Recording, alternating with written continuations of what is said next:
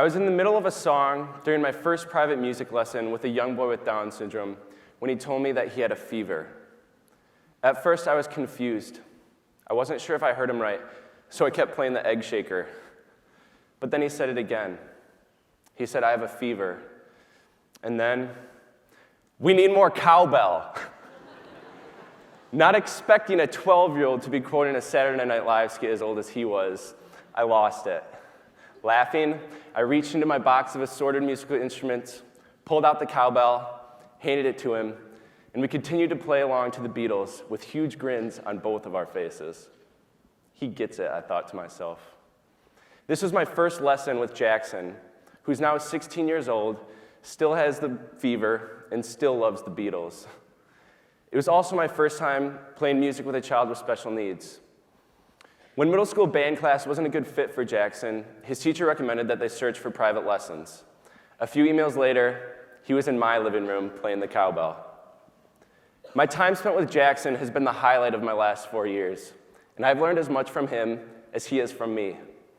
I've had the good fortune of seeing the way music affects him, how it can change his behavior, how it makes him feel, how it connects him to not just myself, but to his friends, family, classmates, and anyone else who is lucky enough to meet him. While language development and physical growth are areas in which Jackson struggles due to Down syndrome, music is an area in which he thrives. Kids with Down syndrome tend to show certain behavior patterns, such as aggression, stubbornness, disobedience, inattention, and impulsivity. Jackson's teacher and his mom believe that music can positively affect his behavior, and that it can offset some of the negative behavior patterns that can be difficult and distracting at home and in the classroom. His teacher, Jill Fouch, says music reduces anxiety in Jackson. It helps him express himself. It helps him connect to his classmates, and it's a strategy to decrease unexpected behaviors in the classroom. I've watched Jackson learn many non-musical skills while learning, practicing, and participating in music. Kids with Down syndrome also tend to show challenge for memory for explicit information such as words and visual representations. But Jackson knows Beatles albums in their entirety, including lyrics, rhythms, timing, and instrumentation at different points in the song. I want to show you a video of Jackson drumming along to the ending of "Get By with a Little Help from My Friends."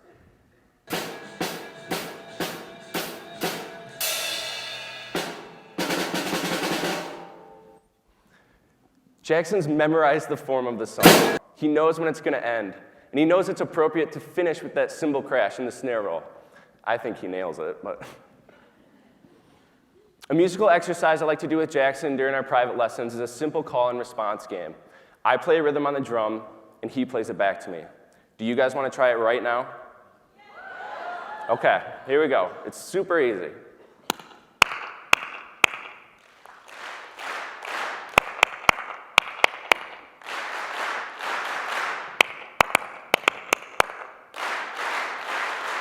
Wow, you guys are really good. This exercise gives Jackson an opportunity to work on his short-term memory skills, an area in which individuals with Down syndrome tend to show impairment. He doesn't get it right every time, and it makes the rhythms more challenging as we go, but it's fun and encouraging to watch him focus, listen, and play back the rhythms that I give him. Jackson's involvement in music has aided his social life as well. Socially, kids with Down syndrome have been described as charming, affectionate, cheerful, happy, outgoing, sociable. All of these adjectives accurately describe Jackson. His smile is infectious. His high fives and his bear hugs are day makers. But when he first knocked on my door, he was shy, short on words, and avoided eye contact.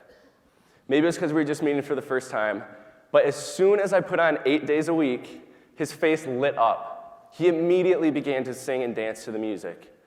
I want to show you another video of him singing and dancing to the music on his way to school in the morning.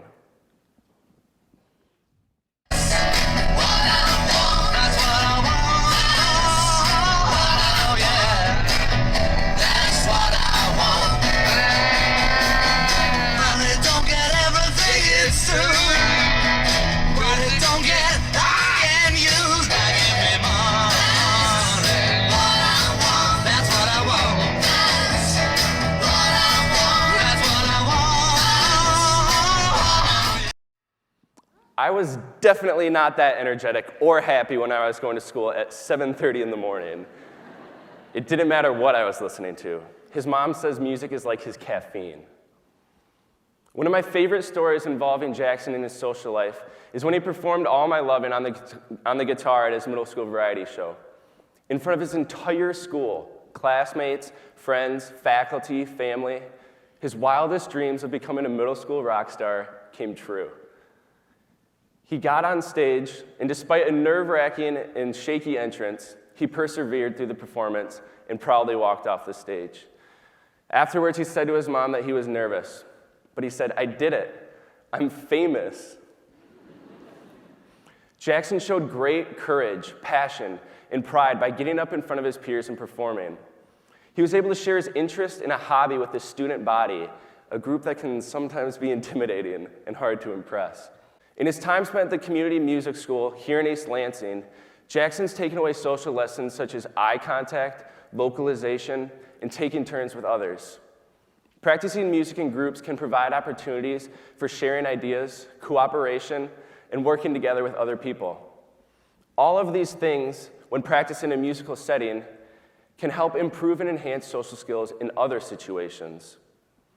While our time spent in private lessons is fun and good practice for Jackson and me, it's with the music therapist, board-certified professionals at the community music school here in East Lansing in which he receives the full benefits of music therapy.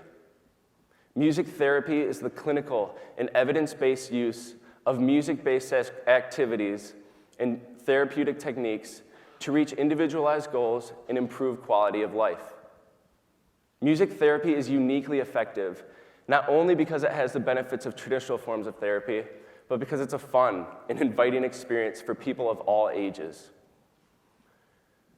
Many people don't know about music therapy or that it's available to them right here in East Lansing.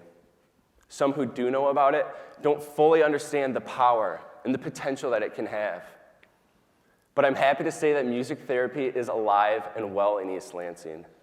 Because of local music therapists Cindy Edgerton, Roger Smeltkop, Jamie Merritt, and proactive advocates and parents of people with special needs like Dick and Judy Winter, there's still an opportunity for people with special needs to receive professional and quality music therapy. An example is the Eric Rickstar Winter Music Therapy Camp, a day camp produced by the MSU Community School here in East Lansing. Dick and Judy Winter, proud parents of Eric Winter, the boy the camp is named after and inspired by, co-founded this camp with Cindy Edgerton in 2003. Jackson's attended the camp several years, and it was through him that I first heard about it. This past summer, I volunteered at the kids session. Over 50 kids with developmental disabilities, autism, sensory impairments, learning disabilities, and more were all benefiting from this camp. It reinforced all of the observations I had made during my time with Jackson. It was also the most inclusive environment I had ever been in. Each camper was well taken care of and had the opportunity to express themselves through music and practice music in a way that complemented their needs as individuals. At the volunteer training, we were told that by the end of the week, our lives would be changed. I found this to be true. By the end of my session, I had formed a strong relationship with my camper. I had taken more than enough selfies with my group, and I'd watched them perform Hey Jude to a room packed full of proud friends and family. I finally had an understanding of how music could impact these kids and their families. Now, when I first set up music lessons with Jackson, I was 18. I wasn't looking to start a music therapy clinic. I wasn't even looking to study music therapy in college. I was just a guy, a musician who wanted to play music and make a little extra cash. I'd given drum lessons before, but I didn't put up ads on Craigslist or a flyer that said, "Drum lessons for kids with Down syndrome. It will change their life." No. I got an email that said, "John, we heard you give drum lessons. Would you be interested in giving Jackson some?" And I said, "Heck yes. I need that money for my MSU football student section tickets." I didn't know. I didn't know that these lessons could have such an impact on Jackson. And I definitely didn't know that they would have such an impact on me.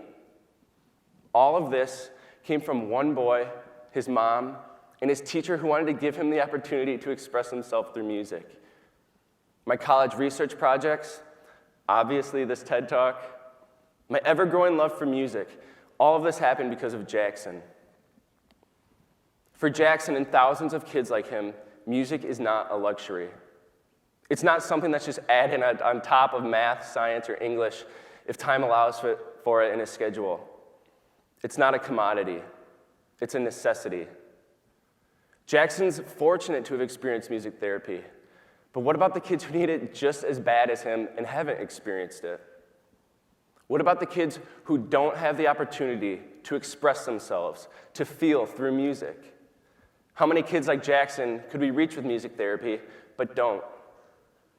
Why are the arts and music seen as an extracurricular activity, an elective that's not as important as math or science? That's not to say math and science aren't important. They are. But so is music, and so are the arts. When budget cuts roll around, what's the first thing to go? Correct. In 2009, MSU cut the longest-running academic program for music therapy in the country. Here, MSU, we had the first ever academic program for music therapy, and it's gone. There isn't a lack of need for music therapy. If anything, it's something that we need more of. It's not irrelevant or unnecessary. It's important and needed. I want to ask you, why do humans even make music? Is it to provide background noise while you're waiting in line at Starbucks? Or do we make music to connect to one another and to express ourselves? Does music exist so that the Menards jingle is pounded into your brain for the rest of your life? Advertising and marketing people might say yes. Or does it exist as a device for us to think our thoughts and to feel our feelings?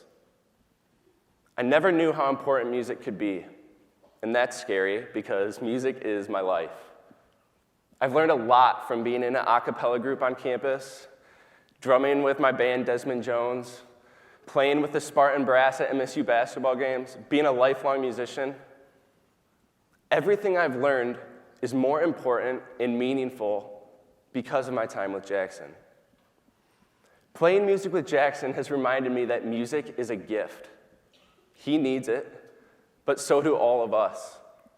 The concerts that I go to with my siblings, playing music with my best friend for 10 years, my bandmates, past and current, jamming in the car with my girlfriend and my roommates, listening to the Beatles and Motown for the first time with my parents.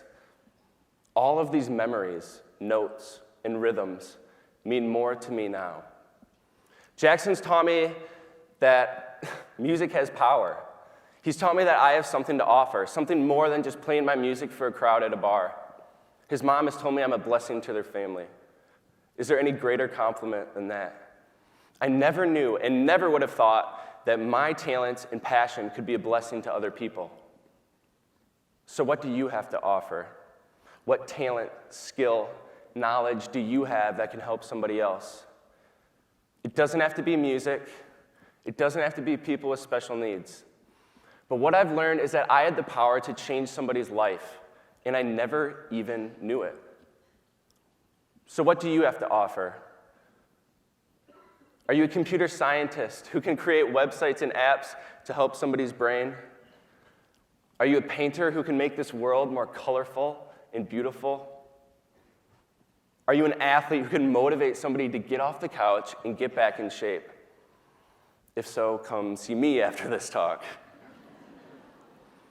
Or are you a musician who just wants to play and has no idea that your music can change somebody's life? You all have skills, talent, and knowledge. You all have power. Thank you.